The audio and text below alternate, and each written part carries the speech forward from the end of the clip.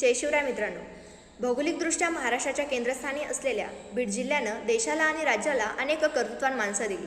आपल्या कर्तृत्वातून ज्यांनी बीड जिल्ह्याचं नाव देशाच्या कानकोपऱ्यात पोहोचवलं, यापैकी सर्वप्रथम ज्यांचा उल्लेख करावासा वाटतो त्या म्हणजे बीड जिल्ह्याच्या एका अर्थाने शिल्पकार, माजी खासदार, लोकनेत्या स्वर्गीय केशरबाई सोनाजीराव क्षीरसागर उर्फ काकू. काठापदराची साडी, डोक्यावरून घेतलेला पदर, केसांच्या मधोमध असलेला भांग व डोळ्यातून सतत जाणवणारा आत्मविश्वास असे व्यक्तिमत्व म्हणजेच बीड जिल्ह्याला लाभलेलं एक कर्तृत्वान स्त्री नेतृत्व.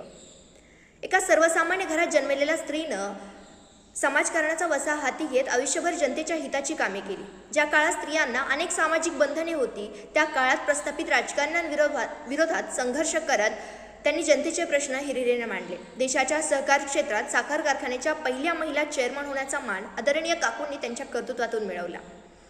इवलेसे रोपं लावियले द्वारी त्याचा वेलू गेला गगनावरी. अर्थातच 12 जुलै 1955 रोजी स्थापन झालेल्या गजानन विद्यालय राजरी नवगण आणि त्याचबरोबर अनेक शैक्षणिक संस्थांचे आज वटवृक्षात रूपांतर झालेले आपणास पाहायला मिळते. असं म्हणतात की प्रत्येक यशस्वी पुरुषामागे एका स्त्रीचा हात असतो. अगदी त्याचप्रमाणे एका स्त्रीच्या यशामागे तिच्या पतीने दिलेली साथ आणि स्वातंत्र्यही तितकेच महत्त्वाचे असते.